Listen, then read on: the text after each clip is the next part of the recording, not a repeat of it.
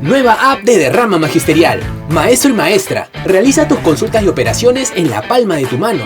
Con el nuevo app Derrama Magisterial podrás realizar tus operaciones en todo momento y desde cualquier lugar. Solicita un crédito, consulta el estado de tu cuenta individual, accede al estado de tus créditos, actualiza tus datos, accede al servicio de asesoría legal gratuita. Ubica nuestras oficinas a nivel nacional. Descárgalo hoy mismo en tu Play Store. Derrama Magisterial, seguridad social para el maestro. ¿Qué tal? ¿Cómo están, amables televidentes de Nativa Nos Conecta? Esto es Pulso Informativo. Nos encontramos en San Isidro, en La Baguette, que es una cafetería donde muy amablemente nos están permitiendo una entrevista, en este caso con Yehude Simon, expresidente del Consejo de Ministros, líder del Partido Humanista y que va a participar lógicamente en el proceso electoral del 2026. Vamos a hablar de dos o tres temas, finalmente dos temas de coyuntura, pero previamente vamos a hablar un poco de Velasco, de Juan Velasco Alvarado, porque se están cumpliendo 50 años del golpe al arquitecto Fernando Belaúnde Terry en su primer gobierno. Mira, yo tengo una admiración especial por Juan Velasco Alvarado. ¿Usted es velasquista? No soy velasquista, pero soy nacerista. Velasco Alvarado fue no al comunismo, no capitalismo, sí nacionalismo, y en esos tiempos era fundamental el nacionalismo. Velasco Alvarado rompió esta división de peruanos, de los que más tienen, que tienen derecho por supuesto a tener, pero los que menos tienen, que no tienen derecho a tener menos. O sea, rompió esa estructura, esa vieja estructura donde todo beneficiaba a los grandes monopolios, aún a los monárquicos, y le dio choledad al país, dignificó al cholo. Antes de ser cholo era un insulto, con Velasco ser cholo era ser digno.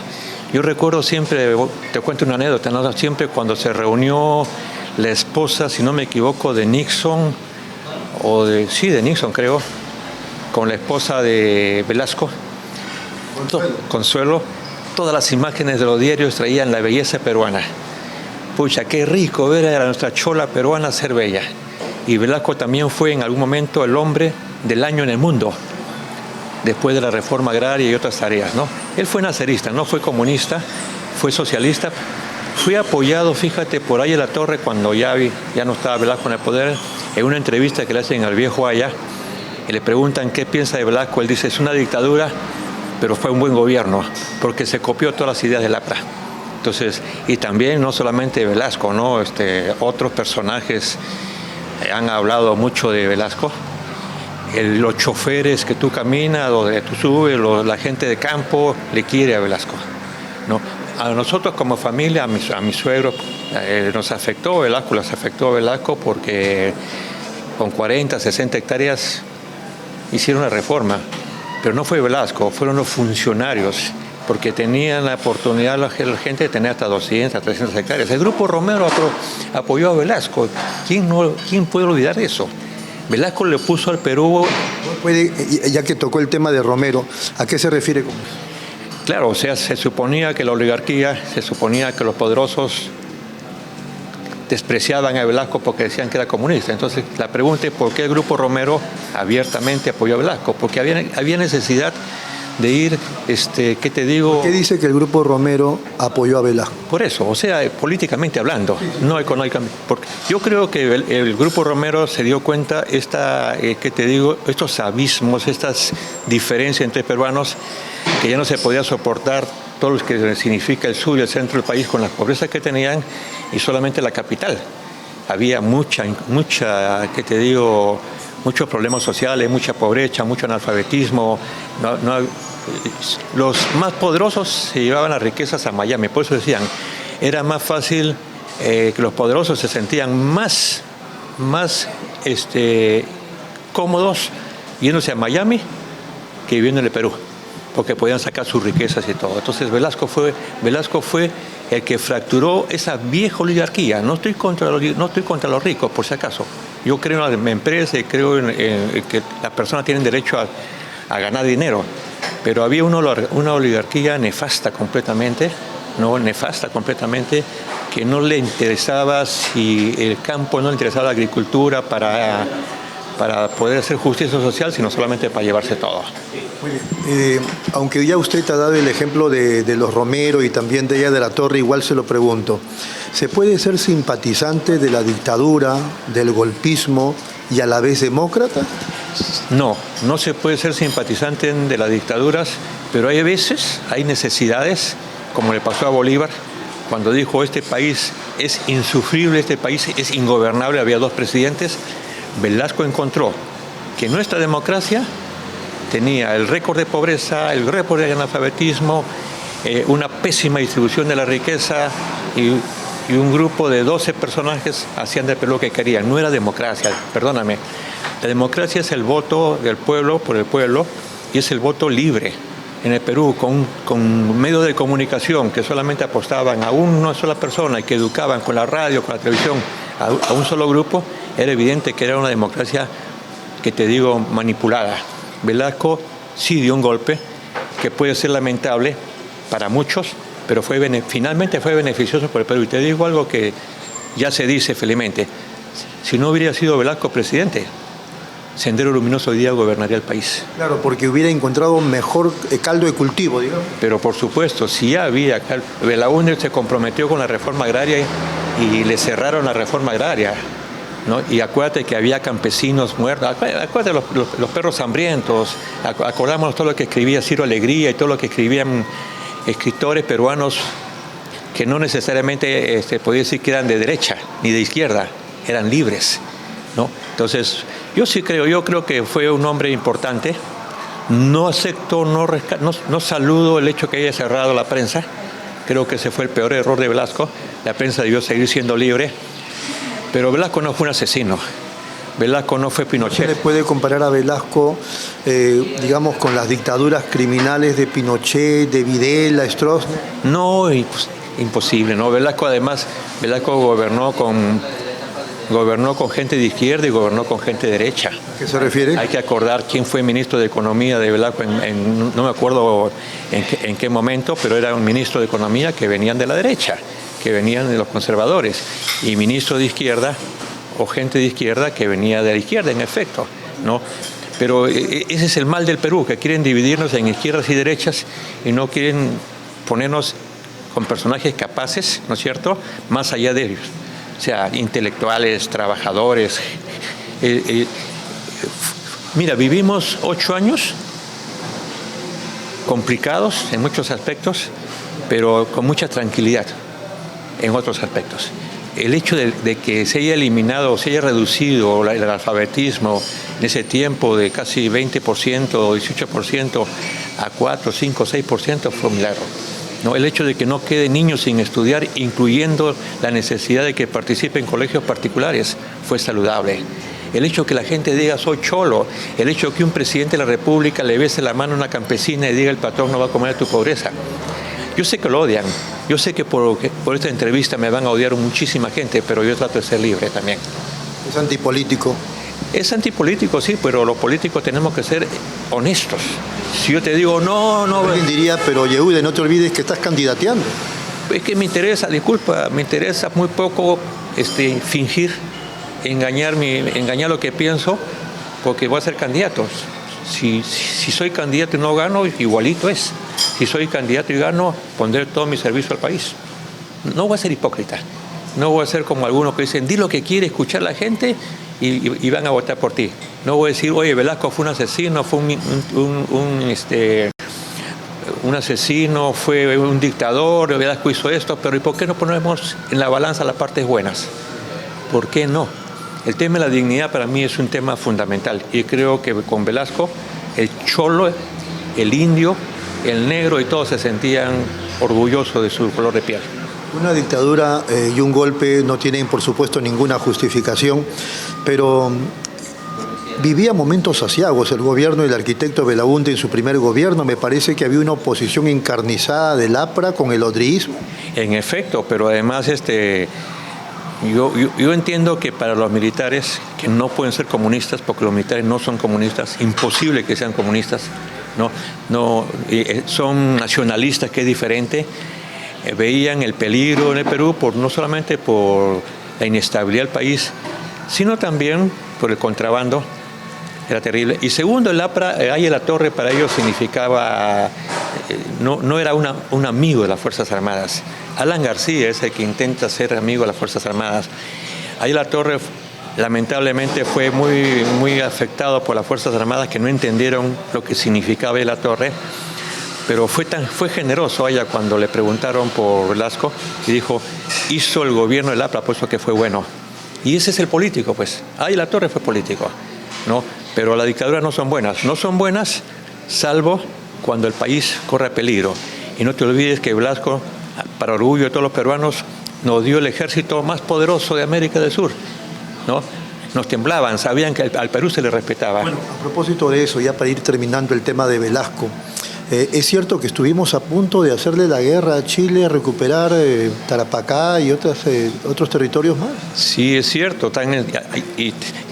Pinochet. Y es cierto que Kissinger se opuso a eso y luego llegó la traición de Morales Bermúdez. Primero fue el temor de Pinochet y el temor de Chile, que sabían cuál era el ejército de Perú. Segundo era... O sea, los pasábamos en ese momento por encima. Pero por supuesto éramos los más poderosos. Y además el mensaje en Tacna era a través de la radio, hasta mañana Tacna, hasta pronto Chile, hasta pronto Arica. Eso se decía constantemente. Y ahí es donde Kissinger, ¿no es cierto?, actúa. Y este señor que se le conoce como el Felón, traicionó a Velasco, traicionó al Perú. Porque Hablando de Morales Bermúdez. Claro, no tuvo el valor de hacerle el golpe en Lima. Se fue lejos, ¿no? Hubo traidores, como en todas partes hay, pero Velasco está en el mejor recuerdo no de todos, pero de millones de peruanos. Intentan matarlo, me parece, le disparan su vehículo. Sí, en el Zanjón intentan matarlo y le afectan la pierna, pues, ¿no? Pero hay que recordar, hay tres entierros que son multitudinarios. El primer entierro multitudinario es José Carlos Mariátegui. El segundo es Juan Velasco Alvarado. Miles y miles y miles de personas rescatan el ataúd, y el tercero es el de La Torre. Son los tres entierros históricos que siempre tenemos que recordar.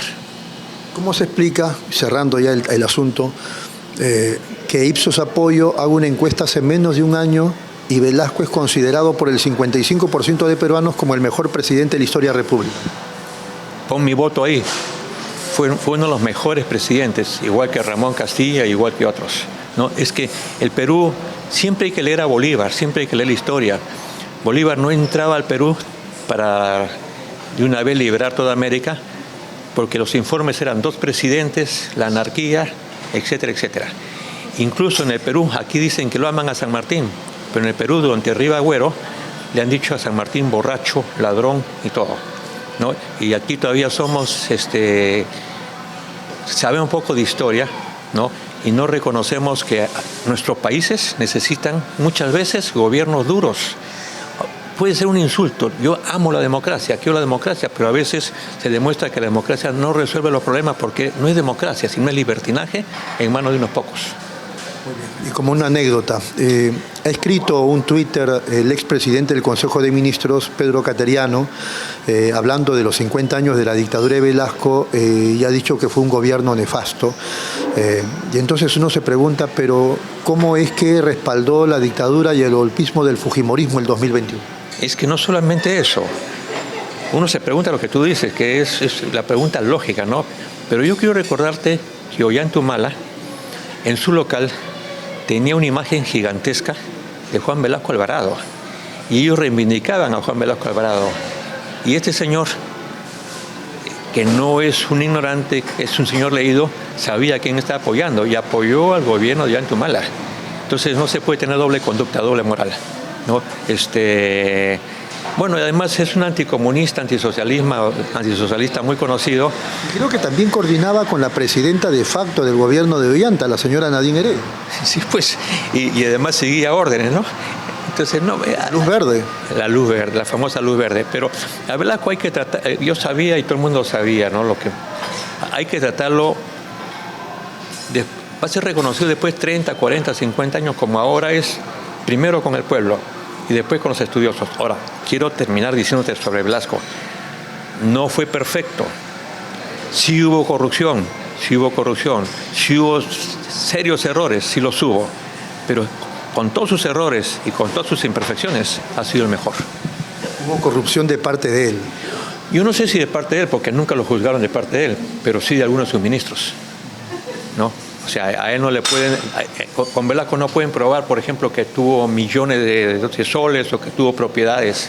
Eso nunca se pudo probar. Pero sí de algunos... A Pinochet sí se le probó en Chile. Por supuesto. Además, Velasco no mató a nadie. Y en el Perú se le probó a algunos gobernantes que terminaron presos. Así es, así es. O sea, hay que sacarlo del odio y hay que enseñar bien la historia. Lo que pasa es que la historia lo escriben, como se dice, los vencedores, y era evidente que la oligarquía o los grupos de poder, cuando golpean al cholo, ¿no? Se sienten felices con Morales Bermúdez. Habría que investigar a Morales Bermúdez. Habría que investigar a otros ministros, ¿no? Y Velasco tuvo problemas cuando recién dio el golpe, o mejor dicho, salvó la democracia, porque creo que ese es el tema.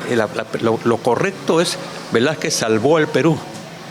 Si no, tendríamos a Abimael Guzmán de presidente. Velázquez salvó al Perú porque era una anarquía tremenda. Muy bien, ha sido muy amable. Muchas gracias. Vamos a ir a una brevísima pausa y luego regresamos para hablar de los temas de coyuntura. De acuerdo, gracias. Regresamos en unos momentos.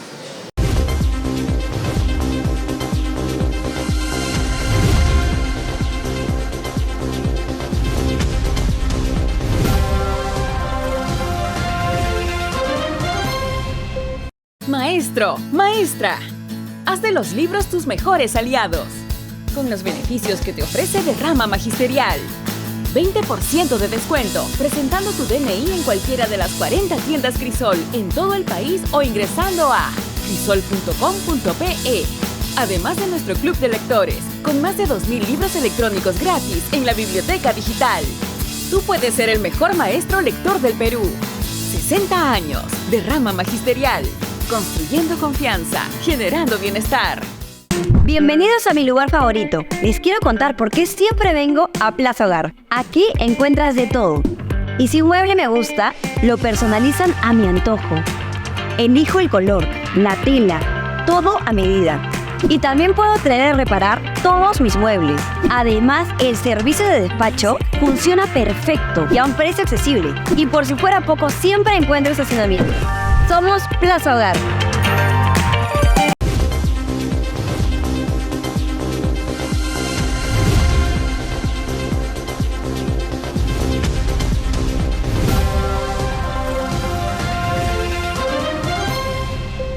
Muy bien, seguimos aquí en San Isidro, estamos conversando con el expresidente del Consejo de Ministros, Yehude Simón. Yehude, quisiera una impresión suya sobre 2 o 3 temas de coyuntura. Por ejemplo, esta ley de amnistía para militares y policías violadores de derechos humanos. ¿Cuál es su impresión? Bueno, es la impresión de todos los peruanos, ¿no? O sea, así como los civiles son condenados cuando cometen asesinatos, cuando cometen cosas horribles, evidentemente algunos militares que han sido investigados y se ha demostrado que han cometido horribles asesinatos, como el señor Telmo Hurtado, por ejemplo, es evidente que no pueden indultarlos. Y no estamos hablando del ejército, estamos hablando de personas.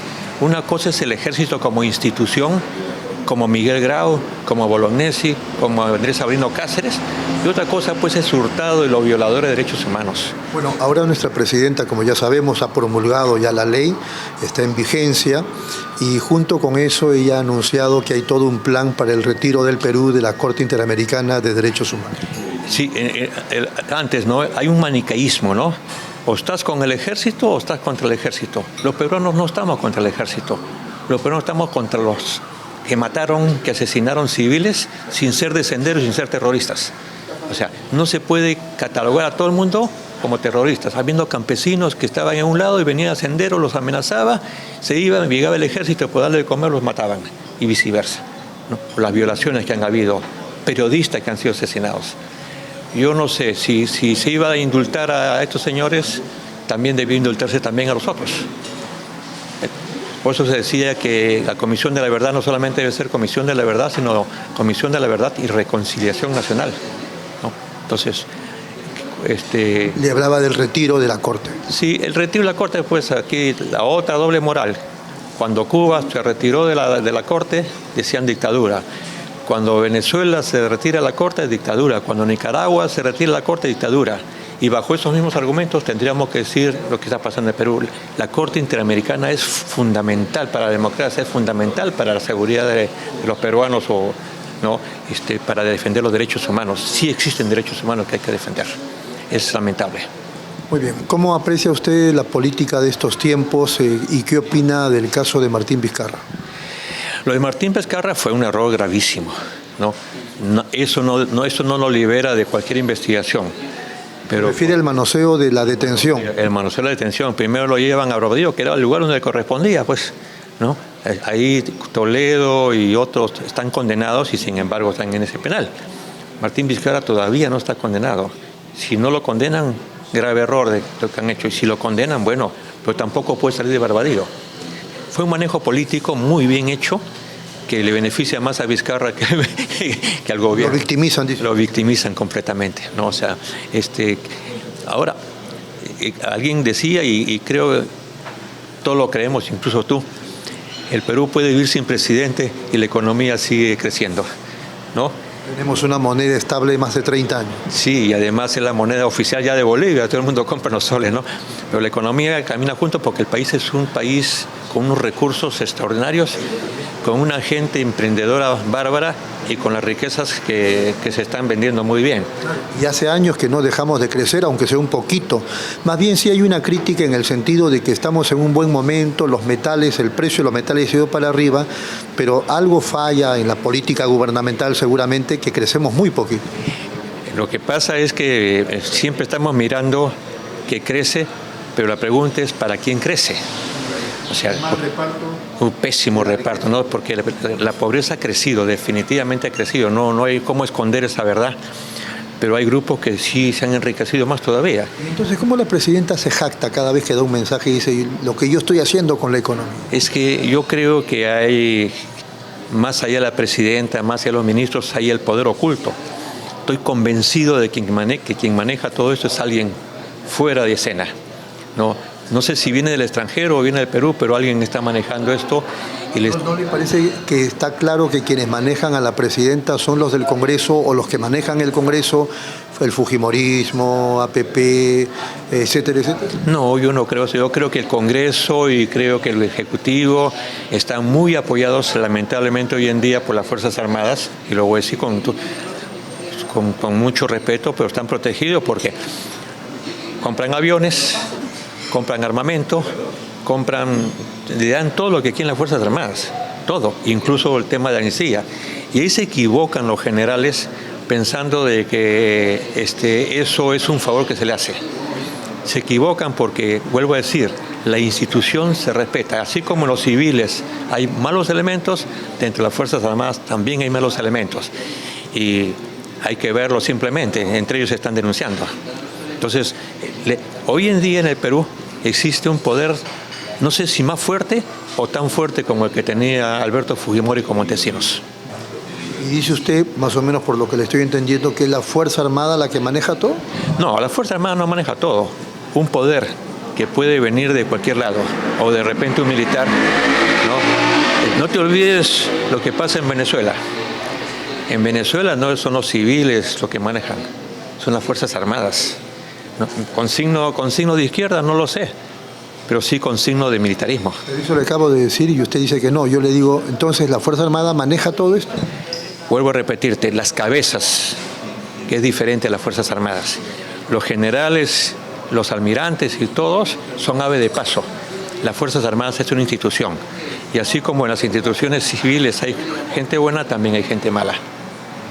Si no se entiende cómo pueden suceder tantas cosas sin que haya un pronunciamiento siquiera de ellos. Siquiera un pronunciamiento, sin que digan la patria está en peligro, porque está en peligro. No está en peligro económicamente, pero está en peligro porque en cualquier momento se puede levantar.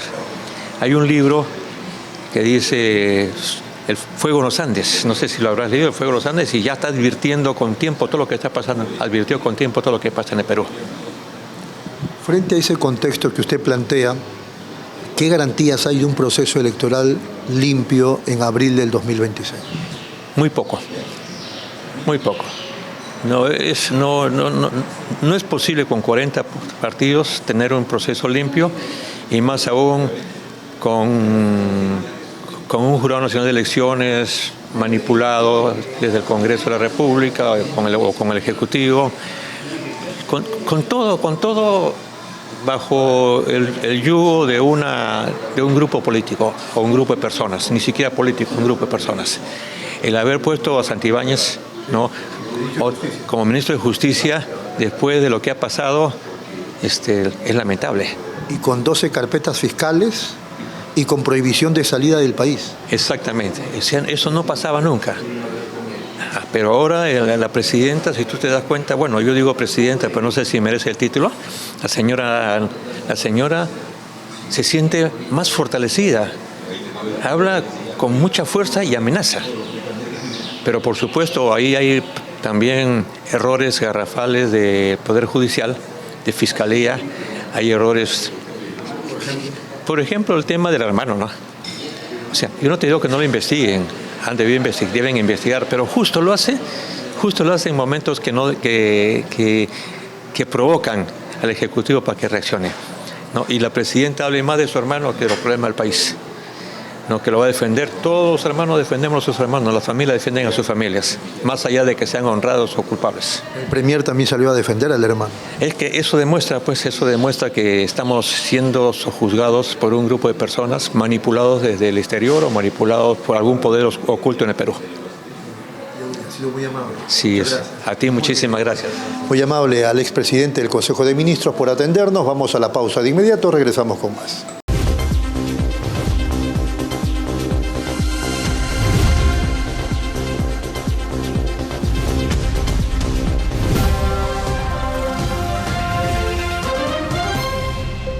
Maestro, maestra, haz de los libros tus mejores aliados.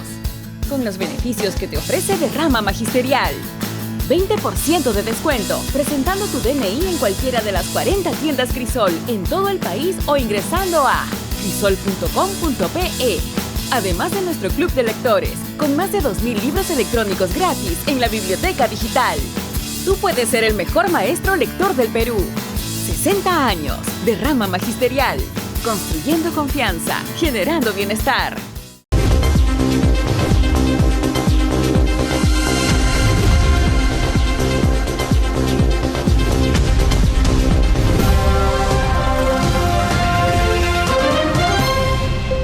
Seguimos en Nativa Nos Conecta, esto es Pulso Informativo, estamos en San Isidro, vamos a conversar con César Gamboa Serna, secretario general de Salvemos al Perú, además personero legal nacional de la agrupación política. ¿Qué tal, César? ¿Cómo está? Muy buenos días. ¿Qué tal, Rodolfo? Buenos días. Muchas gracias acá para poder absorber cualquier consulta.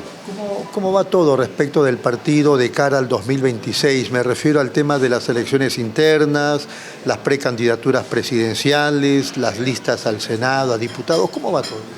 Bueno, nosotros como partido político Salvemos al Perú, después de haber pasado una etapa un poco difícil respecto a la coyuntura que teníamos internamente y ya resuelta por el Jurado Nacional de Elecciones mediante el auto del 26 de mayo de este año y después sobre la resolución que emitió el 9 de julio, en la cual se absolvía todas las interrogantes que había internamente dentro del partido, en la cual reconoce pues la legalidad del secretario general y del personero del partido. Actualmente estamos ya administrando internamente todo el proceso de las elecciones internas que va a haber en el partido para luego pasar a las elecciones primarias. ¿Cuándo son las elecciones internas y primarias? De acuerdo a la programación del Jurado Nacional de Elecciones, las internas es el día 30 de noviembre, para luego el 7 de diciembre pasar a las elecciones primarias. Entonces, el 30 todos los partidos y luego las primarias. Así es. Para el día pero para esto ya hay unas ciertas fechas que el Jurado Nacional de Elecciones ya ha dado.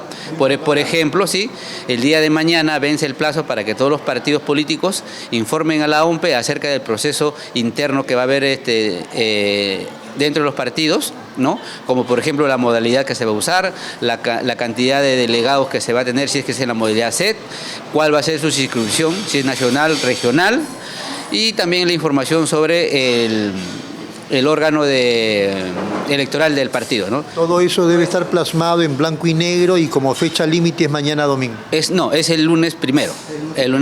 Pero nosotros ya como partido, como le ya hemos informado a la OMPRE sobre todo este procedimiento, ¿no? El jurado necesita saber cómo es que van a enfrentar los procesos internos. Así es. Nosotros, por ejemplo, estamos trabajando para poder tener ya todo ya a fines de septiembre, todo ya mapeado respecto a las elecciones internas que vamos a hacer.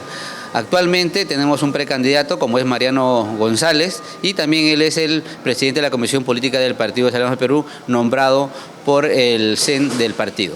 Hasta el momento es la única precandidatura, ¿así va a ser solamente un precandidato o se pueden presentar otras precandidaturas? Hay otras precandidaturas del partido, por ejemplo, internamente también en algunas provincias y algunas regiones han pedido mi presencia como precandidato. Cosa más de que yo dije de un inicio, ¿no? Este es un partido abierto, es un partido de todas las masas, que vamos a ver internamente el mejor candidato que puede tener el partido para dar al Perú, ¿no? ¿Es cierto que Jorge Villacorta quiere serrucharle el piso a Mariano González? Bueno, si él tuviera también la opción de querer participar internamente, creo que tiene todo el derecho como todo afiliado y sería todas las posibilidades de poder candidatear internamente, ¿no? Y creo que sería también una medida de ver de todas las figuras políticas que están internamente del partido quién es el mejor y internamente se decidirá sobre el candidato. Desmiéntame, la versión que yo tengo es que las bases del partido Salvemos al Perú, me estoy hablando de las regiones, han respaldado, bueno, no todas, pero la mayoría han respaldado, ¿eso es cierto?, a Mariano González. Sí, especialmente las regiones del sur y del norte han respaldado la candidatura de Mariano González y eso nos alegra porque internamente pues estamos tratando de que un candidato como Mariano González, que es importante para el partido, es importante también para la política nacional, internamente ya vaya cojando su candidatura, su precandidatura. Entonces todo está allanado, digamos, pero yo le preguntaba hace rato a algunos políticos si tenemos garantías, no sé cuál será su posición, respecto de elecciones transparentes, elecciones limpias, elecciones honestas en abril del 2026. Bueno, sobre las elecciones ya generales, creo que es más de que todos los partidos debemos tener un poco de cuidado respecto a la forma como se van a llevar estas elecciones. Ya en las elecciones pasadas creo que hemos tenido ya visos de que ha habido gente que se ha querido manipular las elecciones. Menos mal que el Jurado Nacional de Elecciones con sus reglamentos internos pudo dar una claridad del ganador, como fue en su momento Pedro Castillo.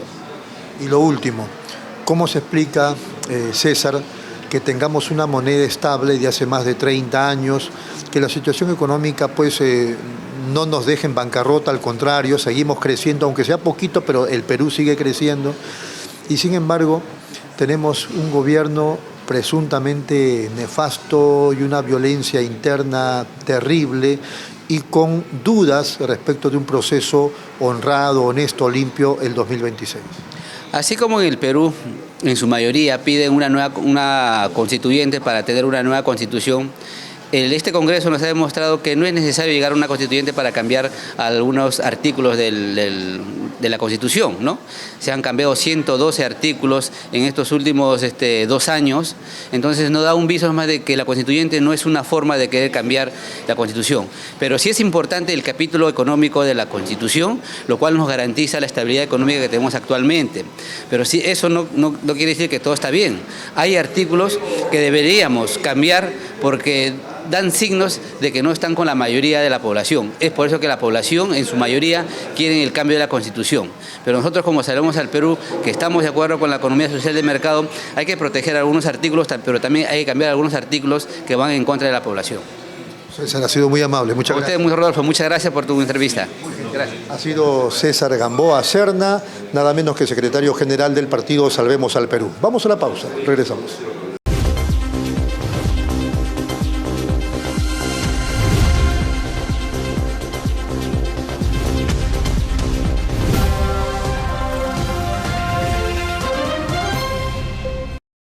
El último viernes se registró un incidente en Chorrillos, en un terreno ubicado frente a la playa La Chira de propiedad privada según registros públicos. Por segunda vez, los dueños intentaron levantar un muro perimétrico de concreto, Sin embargo, la Municipalidad de Chorrillos lo impidió, sosteniendo que la documentación presentada no define con precisión los linderos y que incluso podría tratarse de documentos falsos. Bajo este argumento, personal de Serenazgo, junto al apoyo de la comisaría del distrito, detuvo los trabajos de construcción. La avenida Costanera fue cerrada, restringiendo incluso el ingreso de la prensa. En un inicio, el equipo de Pulso Informativo no pudo ingresar a la zona. La cobertura periodística fue restringida bajo el argumento de proteger la integridad física, aunque en el lugar no se registraron disturbios ni enfrentamientos.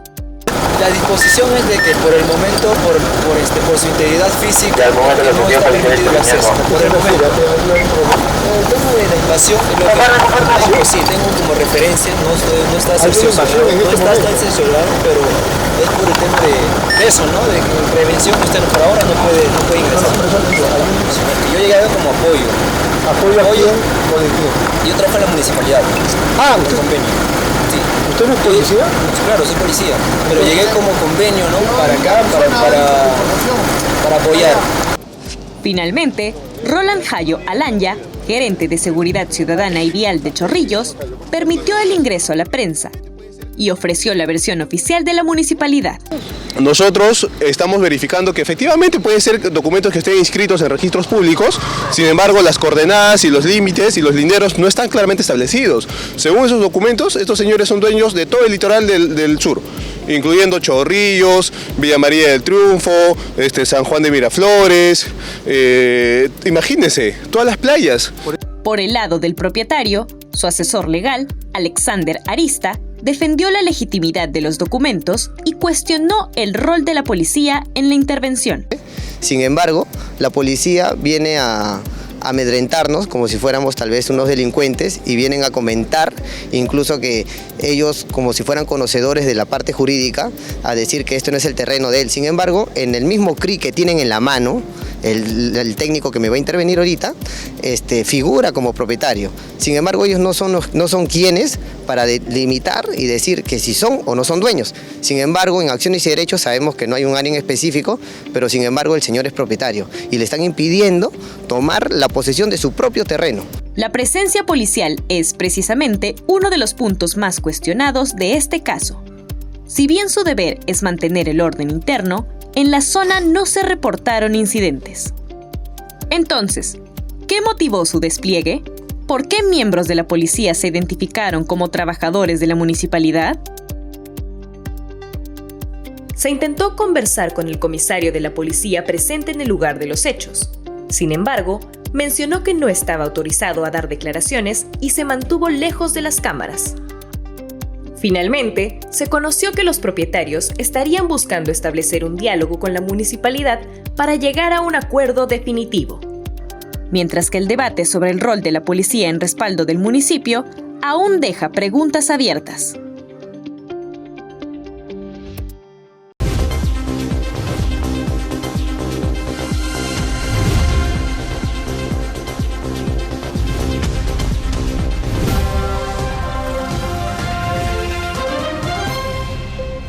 Muy bien, seguimos en Pulso Laboral. Vamos a conversar con Carla Sánchez, nada menos que secretaria de Defensa de la CITE, la Confederación Intersectorial de Trabajadores Estatales de nuestro país. ¿Qué tal, Carla? ¿Cómo está? Buenos días. ¿Qué tal? Muy buenos días. Muchas gracias por la invitación. Acá estamos para informar sobre el estado de aprobación del dictamen de los CAS, que reconoce el derecho al 100% de la CTS y la gratificación.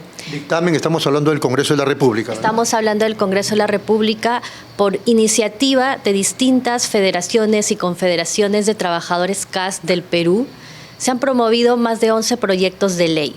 ¿Qué establecen qué cosa o cuál es la intención? Establecen que los trabajadores CAS del Estado tengan derecho al reconocimiento de la CTS al 100% y el derecho a la gratificación por fiestas patrias y Navidad a una remuneración, equivalente a una remuneración. Más o menos como que el CAS fuera un trabajador en planilla, algo así. Un trabajador. La idea es impulsar que los trabajadores CAS, a igual que los trabajadores 728 y 276, tengan derechos, porque tengamos en cuenta, los CAS no tienen ningún derecho específico más que el tema del reconocimiento de una asignación de 300 soles mensuales por fiestas patrias y Navidad. Antes no tenían nada, se han ido consiguiendo progresivamente. Antes teníamos vacaciones por 15 días, ahora ya tenemos por 30 días, y la idea es impulsar progresivamente el derecho de los trabajadores CAS. Los 728 tienen otras condiciones mejores.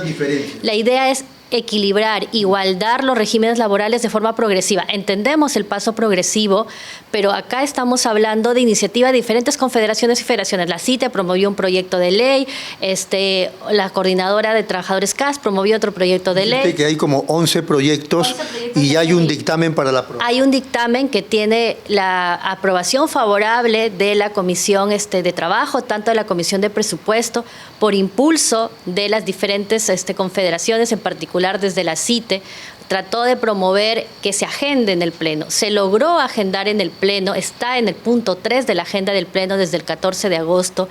Sin embargo, a pesar de la exigencia de las diferentes federaciones y confederaciones que estamos tratando de trabajar unidos porque tenemos el mismo objetivo, no se ha logrado la votación y aprobación del dictamen de los CAS.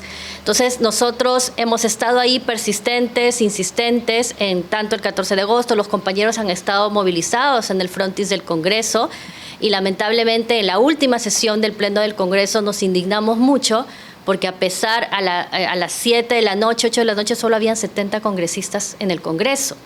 Obviamente es porque no había voluntad, porque estábamos ahí presionando, estábamos dentro del Congreso y fuera del Congreso y simplemente no se quería debatir y aprobar. Creo que fundamentos, decir que el espacio fiscal, que afectaríamos el presupuesto, no, porque los derechos se tienen que conquistar y no estamos pidiendo un favor, es un reconocimiento que tenemos los derechos de los trabajadores CAS. Entonces entendemos que hay bancadas que están dudosas aún, que bancada de Fuerza Popular, la bancada de Avanza País y la bancada de Renovación Popular, que es por la información que hemos tenido internamente en el Congreso, en las gestiones parlamentarias. Específicamente, ¿qué cosa, digamos, argumentan ellos? Que consideran que esto afectaría el presupuesto, el erario fiscal. ¿Y cómo no les afecta el incrementarse el sueldo a sus trabajadores? Eso específicamente, ¿no? Acá es un tema de derechos. El Perú es uno de los países que tiene menos deuda externa, entonces creo que cuando se trata de un reconocimiento de derechos no se puede tener argumentos de ahorro para el Estado. Una consulta, ¿cuántos en promedio trabajadores CAS son en el país en promedio?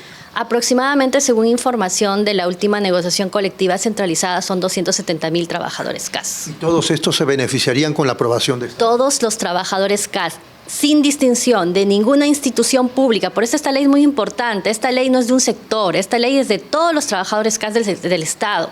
Esta ley beneficiaría a todos los trabajadores CAS del Estado. Diferentes sectores, porque es su derecho, han venido impulsando proyectos de ley temáticos por sus áreas, sea por que la naturaleza de creación de una institución era de régimen privado, tratar de que se los reconozca como 728, pero acá estamos hablando de una solución para todos los trabajadores que progresivamente pueden ir alcanzando el reconocimiento de sus derechos ETS y gratificación.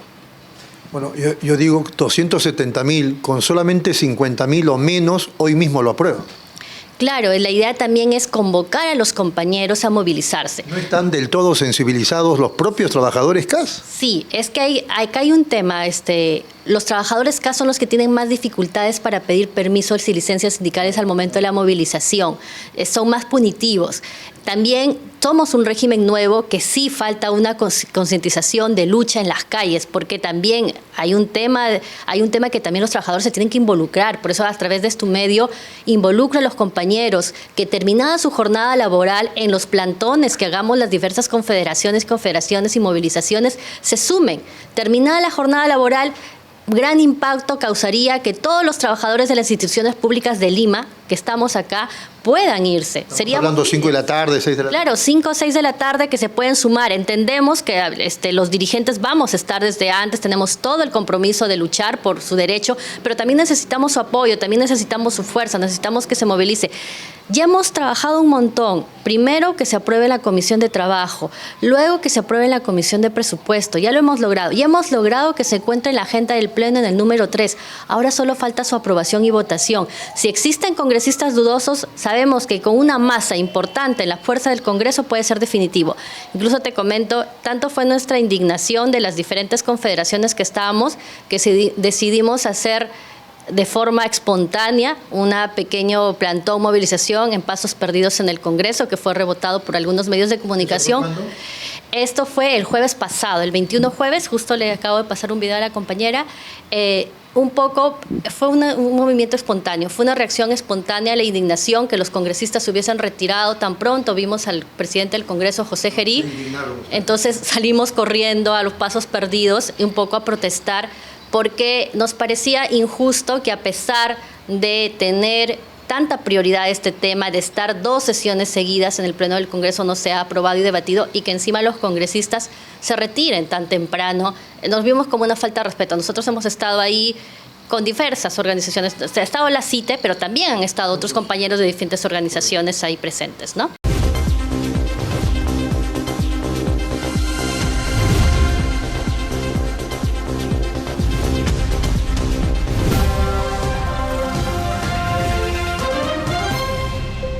Maestro, maestra, haz de los libros tus mejores aliados.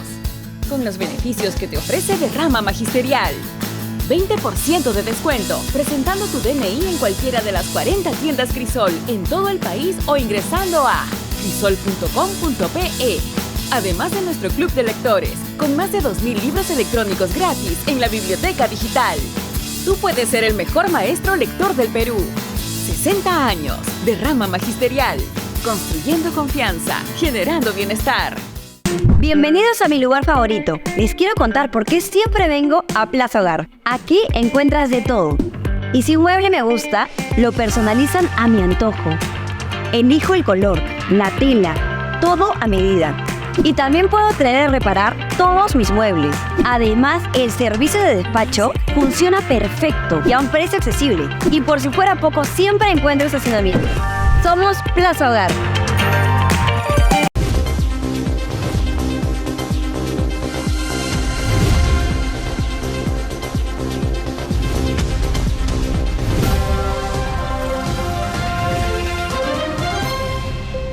Muy bien, seguimos en Nativa Nos Conecta, esto es Pulso Informativo y ustedes pueden haberse percatado, por supuesto, a los que viven en Lima y también en varias regiones del país, de una movilización de trabajadores del Poder Judicial.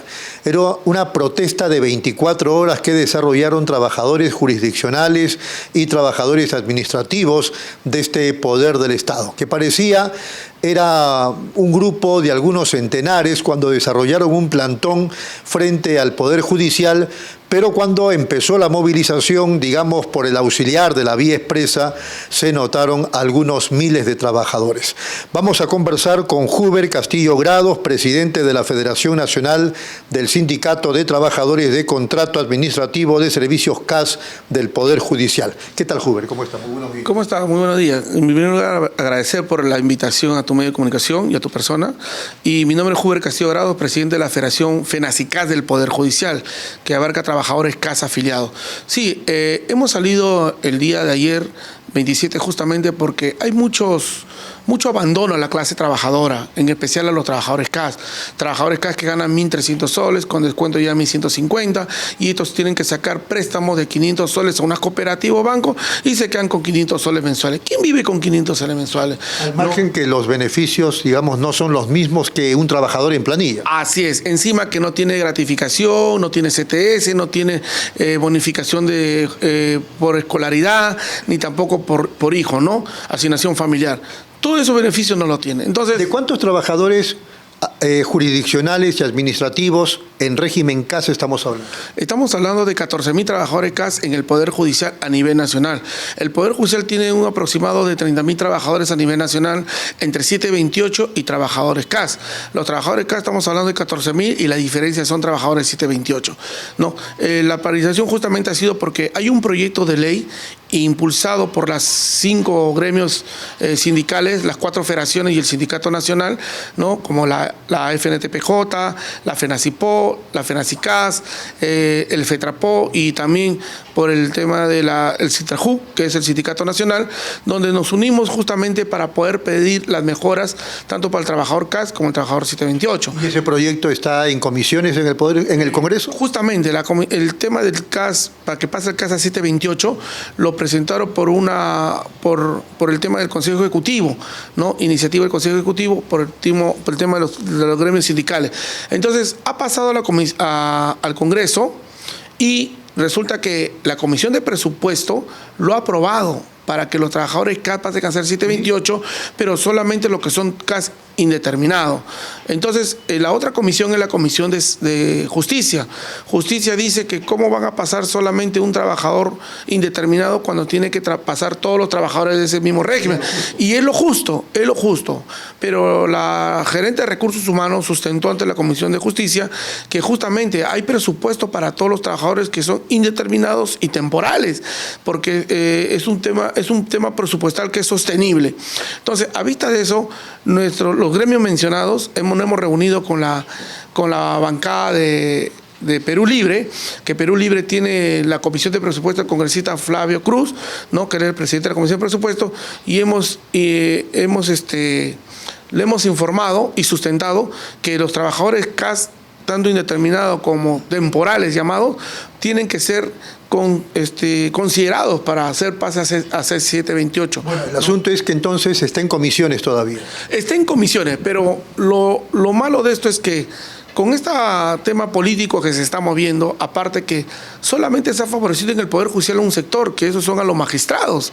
A los magistrados le han considerado sus remuneraciones fuera de lo que ya gana. Ahora un magistrado está ganando más de 46.000 soles, otro del juez superior como 35.000 y sucesivamente, ¿no? Mientras que el trabajador CAS no hay nada. No hay nada para trabajador CAS.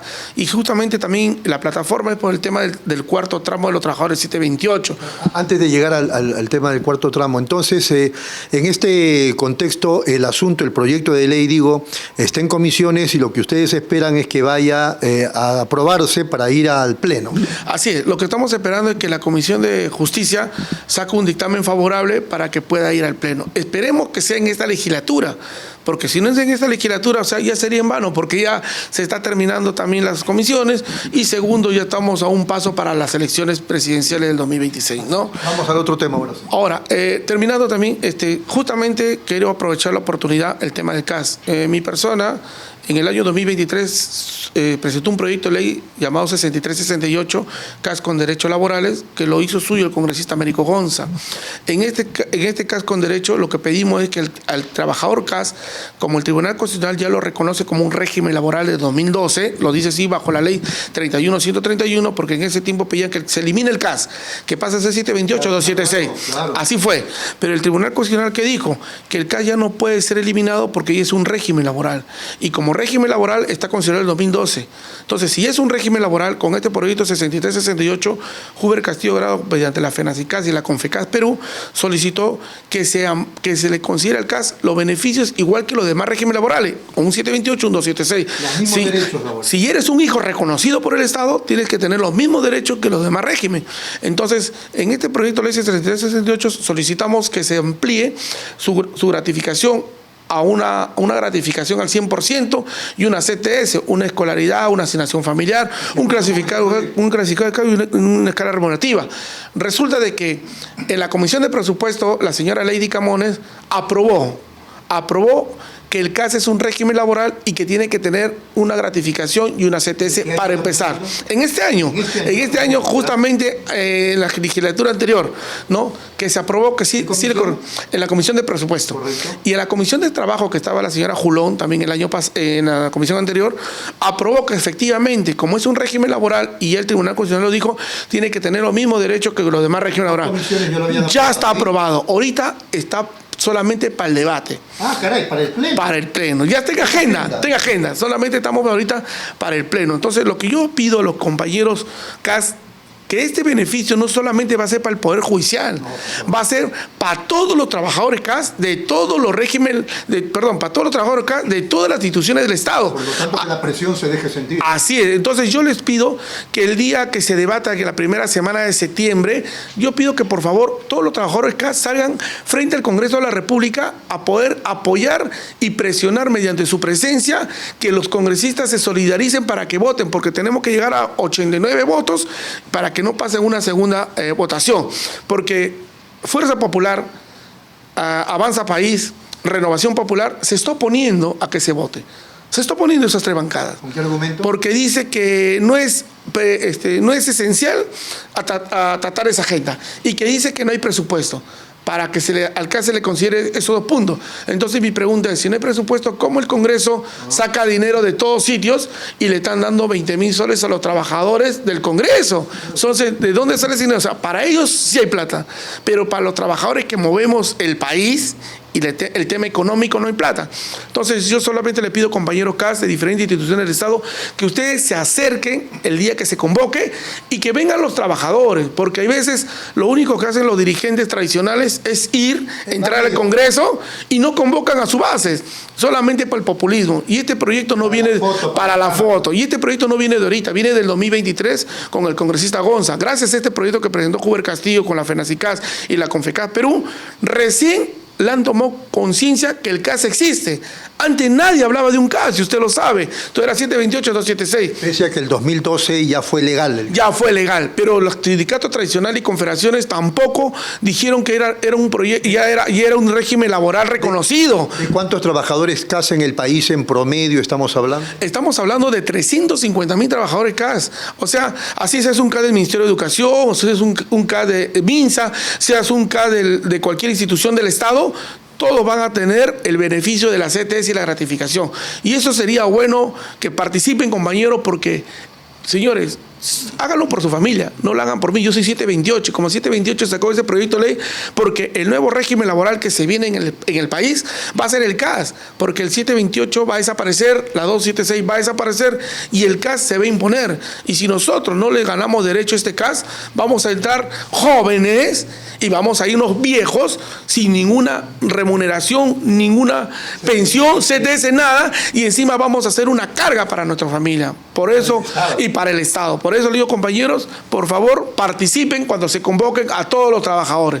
Y sobre el tema del cuarto tramo, gracias por darme ese espacio, y por el tema del cuarto tramo, el Poder Judicial tiene un compromiso con los trabajadores 728 del Poder Judicial, donde dice que se le tiene que dar 5 tramos.